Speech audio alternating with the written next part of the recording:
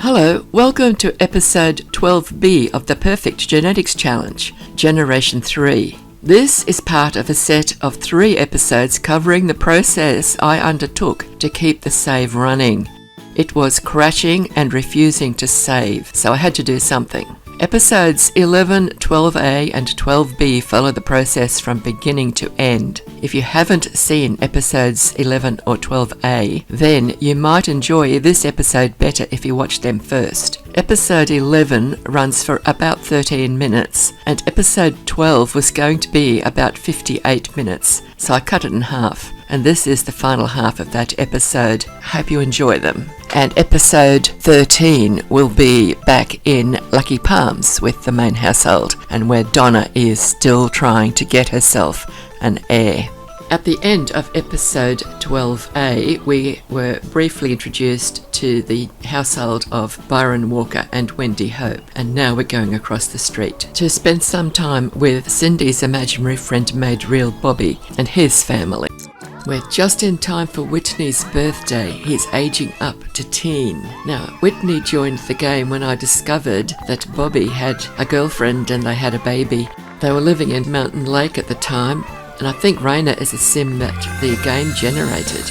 And then I moved them to Vice City, and now they're in Alryne Valley. I gave Whitney the new trait of Angler. And I notice he's got the insane trait, and Raina, his mother, has that trait as well. And I've left her with it, but I think I took it away from him. Yes, I see he's got natural cook as well now. And I've noticed that both of these boys have an imaginary friend doll in their inventories. So they're going to have to learn to do some potions and turn their imaginary friends real. Gareth, the younger one, was actually still a baby. He's been a baby for years. So I aged him up to child so he could do his child skills. Now this imaginary friend of Whitney's wasn't made alive until he became a teen, so he started out as a teen, but the other one will be able to do child skills. I'm going to skip you through all of their work on the potions, although they got the imaginary friend metamorphism potion very quickly, so they didn't actually do all of the potions in the end. And Rain, meanwhile, has been invited to a party at the Orc's house, and here she is. She's the only guest, and you'd never believe the fun they had. Actually, I couldn't believe it when I saw what they got up to. Down in their basement, here they are having a water balloon fight. What a party. This is the only female orc. There's 3 orcs in this household. Her name is Edora Hellfire, and she wants to be the Emperor of Evil. So I thought I would give you a close-up of her face so you could see what she looks like. You know, you've got to be able to recognise her if you see her around town. And she's got pointy ears too. They seem to be having fun. Meanwhile, back at home, Gareth is still working, trying to find his imaginary friend metamorphism potion, but Whitney has got his already, and so now he is trying to improve the friendship between himself and his imaginary friend, who is live but not yet real. We'll let them work on that. And look, there is Gareth's imaginary friend. It's now live. Wow. So they've both got an alive imaginary friend, but of course we'll only see the live imaginary friend while the owner of it is the active sim. It looks like Gareth has made his potion as well, so he's working on developing a good strong friendship with his imaginary friend. Now it's live, so he can offer it the potion. Later on they've moved outside and they're having a game of tag. Looks like the bottom of the screen there you can almost see the pet dog. There's the dog running around. They've got a cat as well, a black cat. I think the cat's called Ichabod. The dog's name is Cheech. Obviously both were generated and named by the game. Hello, another pillow fight going on, and the teenagers having a pillow fight. I think we'll skip ahead now to when they become real, because we don't want to have to go through all of this. It's not necessary. It didn't take long. There was just a couple more whacks with the pillow, then they stopped and had a bit of a chat, and then the potion was accepted, and we're having our imaginary friend becoming real. Then it will go into create a sim, so I can give it a proper big makeover. I always give the imaginary friends a total makeover: new skin, new hair, new clothes, new everything, except new traits. I hardly ever even think to look at their traits. I have been known to change a trait occasionally though, but not often. When the game generates a sim, you never know what traits you're going to get, and I don't mind if I get traits that I would not normally choose. That way I get to play with different personality types that I wouldn't otherwise have in my game. Anyway, what I was going to say is recently I have apparently developed a strong preference for starfruit skin, and the one I like is a very fair pale skin with a light dusting of freckles all over the body and all over the face and everywhere. So that's what he got, and I usually use that reddish blonde hair as well. And here is the little one getting himself turned into a real sim, and he'll get a big makeover in Create a Sim as well as soon as he becomes real. And I've had to stop the idea of always giving them a new name that begins with the letter of their original imaginary friend name. And these have both been given names beginning with the letter K. The little one I've named Ken, and the teenager is Keith. And that was Bobby just walked up the steps. We haven't seen him yet. He must have been at work. He's an imaginary friend made real as well. This is a house full of imaginary friends. Some were made real, some were born in game. The only one that's not an imaginary friend is Raina, the mother of the household. Now the imaginary friends are going to have to start learning their skills, but we're not going to stick around for that. Let's go back to the big household. As Eunice just picked up little Phil.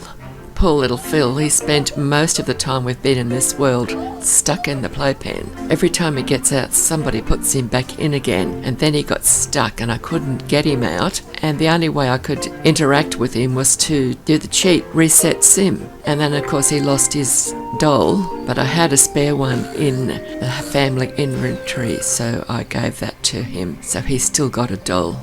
Oliver had a wish to catch a death fish, so I sent him to the graveyard. To my knowledge, there are only two places where you can catch a death fish. One is at the graveyard at midnight, and this graveyard is in Grimm's Ghastly Manor, and the other is in the Wishing Well. But it can take a really long time to catch one in the Wishing Well. I think he's got his first 5 of them from the Wishing Well at home though. And I thought we'd have a look at Grimm's Ghastly Manor during daylight hours, so you can have a look at it just in case you don't have it in your own game. This venue comes with a door of life and death, and Grimm is actually living in it, and your sim can go there and knock on the door and challenge Grimm to a guitar duel. And that duel could lead your sim to an unexpected meeting with the pit monster, and a few other things as well. Needless to say, I don't think any of my sims have ever seriously challenged Grimm. It is a chance that your sim may survive or die. Depends if he can beat Grimm in that duel. I don't like my sims unnecessarily dying, but apparently Grimm's not very good at playing the guitar, so I've heard. Another spooky venue that I've added to this world is the Gothic Library. It has a magic spell book that comes with it as premium content.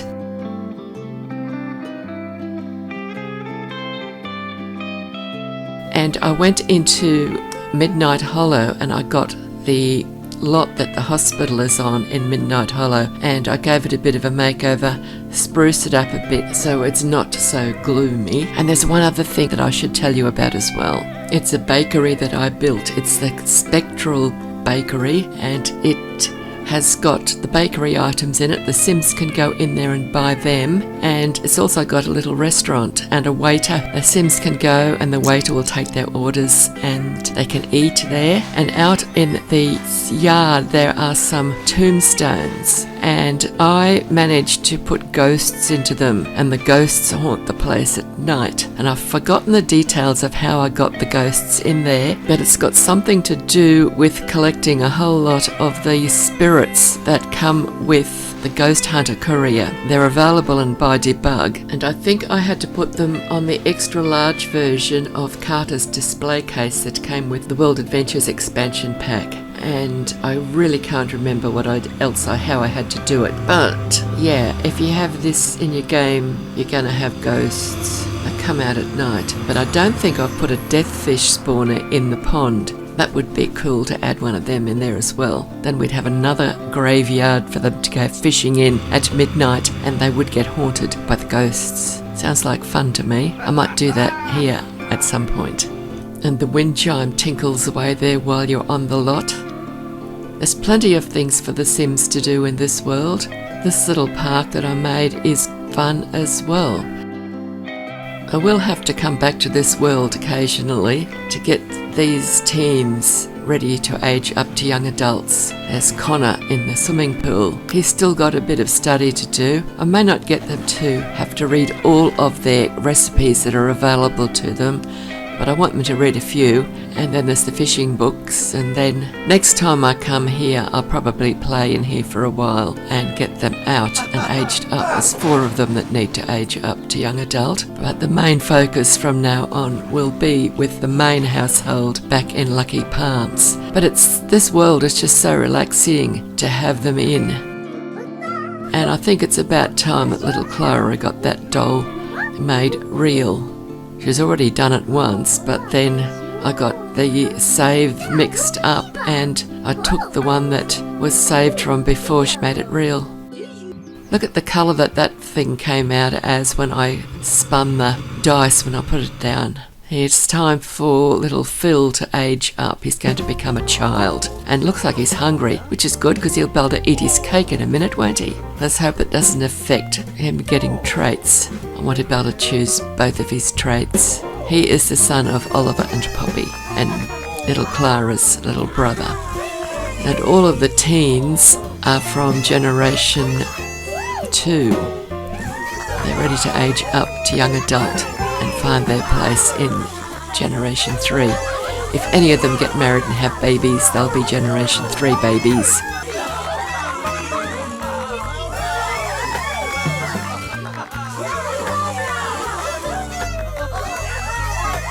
Let's see what happens with Phil. And that's the whole household there waiting for him to spin into his child form. Bill is there too. He was supposed to be in the base camp, but I moved to the base camp because I had it as far away as you could possibly get from the spot where they go to leave the world, to travel. So I moved it over much closer to that spot. So he is now aged. He's now turned into a child. He's got that green skin that I made for Don. And then Cindy had it, and Oliver's got it. Cindy's got it, and Oliver is Cindy's baby brother, of course, and Oliver is little Phil's father. But then I gave Bill pink skin and that hair, that white hair with the pink in it, and some of his, like their Eunice has got the green skin with the pink and white hair, but I think some of the others that are in the main household have got the pink skin with that hair.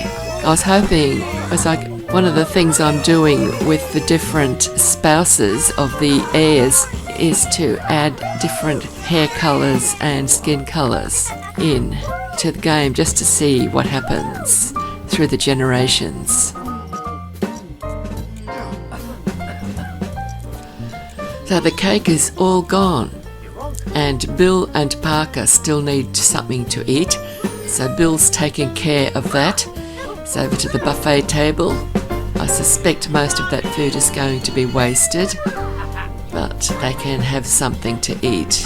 Parker's got something. He was quick off the mark, and Bill's got a piece of cake too by the look of it. I think Parker took a salad. Parker's hungry, but he's trying to make up his mind where to sit to eat his salad. And Phil is going to sit on the floor and play with his doll. Let's hope he's making good friends with it. We might get little Clara to make her doll real again. I lost Parker for a while, but I found him in a file and put him in this household. There it is. Still got the same doll as she had before. It's just that we had a bit of a mix-up with which was the most recent file. And there it is. He's up and ready to be made real. Oh no, it broke. Black smoke coming off it. Not to worry, nothing she can do about it. She's too little. So she can go off now and become best friends with her imaginary friend. And just as I thought they were about to start getting to know each other and playing, she suddenly turned and ran away. And the imaginary friend just had a bit of a freak out about the broken laptop.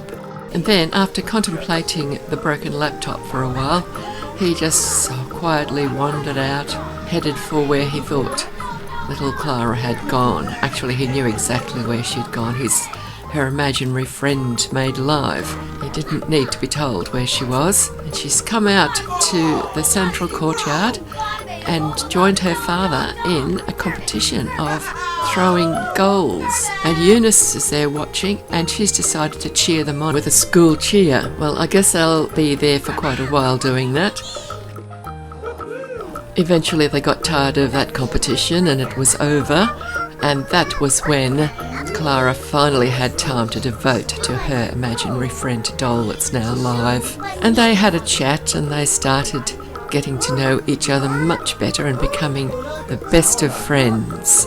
Then Eunice came and started practicing throwing the ball through the hoops, and looks like Clara and her imaginary friend made live are going to spend some time together becoming best friends. And meanwhile, out in the yard, Damien and little Phil are playing tag as well. See, across the road there, that's where I put the little wedding venue that I made years ago. I've got that in most of the worlds that I've moved Sims to. And occasionally I have a wedding in there. It looks like the game of tag is over. Phil's going inside and Damien looks like he's heading for the swimming pool. There's plenty of space still in this world to place things, but I don't think I'll put much more into it. I want to keep this really easy to play in and save. Most of those houses are still the places that I moved from Vice City, and I will gradually replace them, but no more new ones in this episode. The Sims that are in the tiny houses will just have to put up with them until I come back at some point. I'm not aging up any more Sims in this episode either, so it's going to pretty much just sit here untouched until Donna's got her heir, and I'm starting to move Donna's grown-up children into this world, and at that point I'll probably age up these 4 teens and make them into young adults. I'll be interested to see if the game matches up any more couples. I hope it does, because I don't want to have to do that. I want the game to organise who gets together and who doesn't. Clara seems to be doing a great job of ignoring her imaginary friend. She's supposed to be making friends with it. We want it made real before we have to go back to Lucky Palms, but she's just walking away from it after ignoring it for a while. But it's still tagging along behind her. I guess he'll catch up with her eventually. Meanwhile, little Parker has been keeping a very low profile, almost becoming completely invisible. Looks like he's found the costume chest and he's dressed himself up as the prince and he's holding court or something. I hope he's having fun. That's Connor outside. I think he's still playing ball with Patsy. I guess little Parker's going to have to put his game aside for a while and do his childhood cooking and blocks skill. He's got his own walk, not quite the imaginary friend walk. Looks like Phil's going to do some cooking. They've all got to learn their skills before they can age up to teen, and I don't think any of them have actually done very much. Clara still needs to do blocks, but she has at least done her cooking, I think. Might as well leave Parker continue to play. Phil's working hard at his cooking.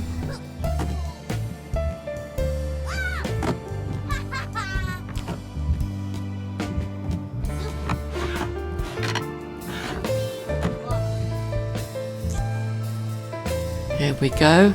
Looks like, I think it's Patterns has caught up with Clara. Is she going to give him the potion? Have they been making friends when we haven't been watching? I don't know. It's looking hopeful.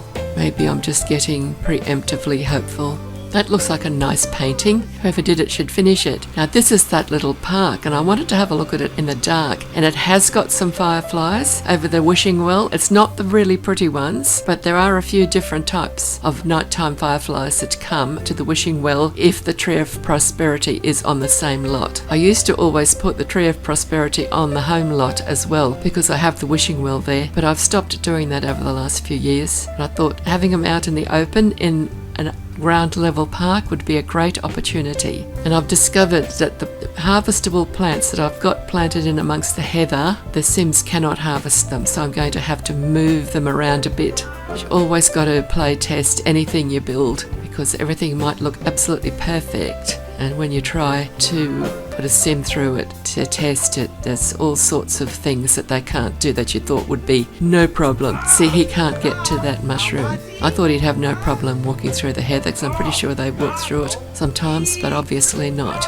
I was misremembering, or he's being particularly picky, one or the other. I tried to get him to pick the life plant as well, and it can't. He can't get to that either, but he could pick the fruit of the Tree of Prosperity and get himself a little bit of an extra skill. I'm not sure which skill he got. I think the fireflies appear after 8 p.m. and they last until about 3 a.m. or something like that. Actually, the other things that appear are pixies, and if you put your sim right in close to the wishing well when the pixies are there, then you can hear the pixies' high-pitched voices chattering away to each other if you've got the wishing well and the Tree of Prosperity on the same lot. I was hoping to see fireflies coming from the spawners I've put at the back, because I've got beetle and lots of butterfly spawners at the back there, because the lot goes right through to the other street almost, I think. But I haven't yet seen a catchable firefly appear anywhere in this world, and I've put lots of butterfly spawners around. I have seen a few butterflies spawn, but not many. I've seen more beetles than butterflies spawning. Clara and her imaginary friend were about to play, and Poppy has just come to talk to Clara. It's Clara's bedtime, I think, and Clara's not happy with her mother coming and interfering, so she threw a water bomb at her. Poppy's gone off. That was an interesting, unplanned interaction.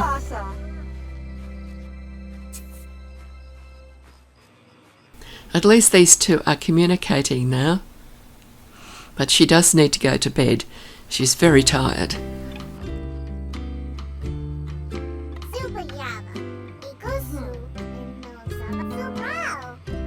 Eunice has come out to have a swim now.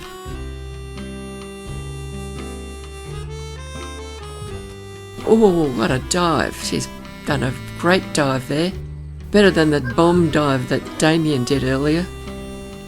Now she can finally offer the potion. Here we go. The moment has arrived. And I'll take it straight into Create a Sim and give a complete makeover.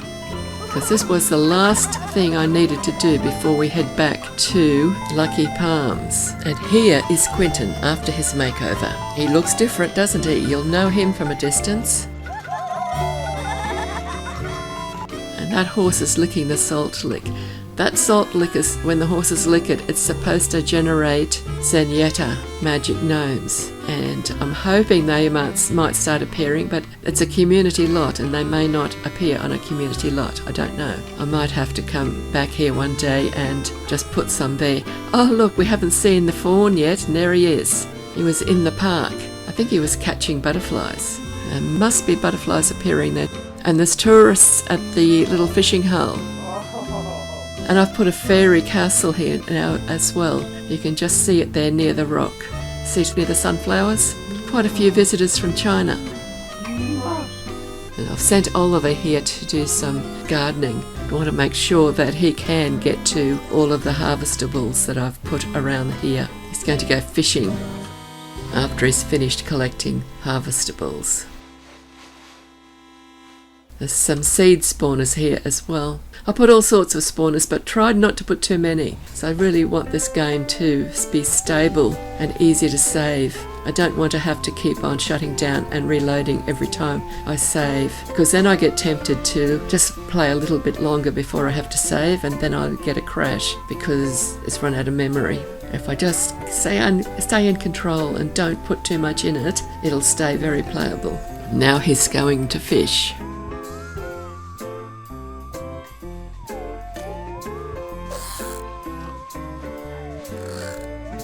They're coming home from school. See that building in the middle, that dark blue one with the tower on it? That is the Ford Focus Skydiving Centre. It came with one of the car sets. It's no longer available, but it did come from the store. If you have got it in your game and your sim ever gets the wish to be pumped, you send it there and they'll get pumped very quickly. But you can't see inside, it's just a little rabbit hole. I hardly ever use it. I just put it there because I haven't used it for years. That is Whitney, I think. Yes, that's Whitney Cooper Walker. He is a born-in-game imaginary friend. His father is Bobby Walker, who is Cindy's imaginary friend made real. There's a few Sims in the middle of the paddock there. There's quite a lot of buildings here that we haven't been inside yet. And that's the hospital in the background, the dark building, before I gave it its makeover. I've already showed it to you after the makeover. Now little Clara, she's had to go to school late for an audition. I have no idea if she got the part or not. She does ballet, so that's what she's doing there at the moment, and therefore we must be getting very close to the end of the video. So if you've got anything to say, put it in the comments. I'd like to know what you think of this world and what I've done with it. There's still a lot of making over to be done, but next episode will open in this world and I will send Bill home, and then we will get back on with Donna and her family trying to get an heir. She doesn't have one yet. Clara's got to go do her homework. And if you've enjoyed this video, please give it a like, and if you can comment on the video, that would be great help with YouTube. And thank you for all the new subscribers. That's been great. And if you have enjoyed it and would like to see more, because we're definitely going to do Generation 4, I want to go all the way through Generation 10. I've just got to keep the game playable, and I don't want to lose all of these extra Sims. That's why I keep on adding extra empty worlds and moving them there. They're great to use whenever we need a big family event. So thank you for watching. Please give it a like if you've enjoyed it, and a comment on the video. Okay, bye bye for now. Thank you for watching, and happy simming.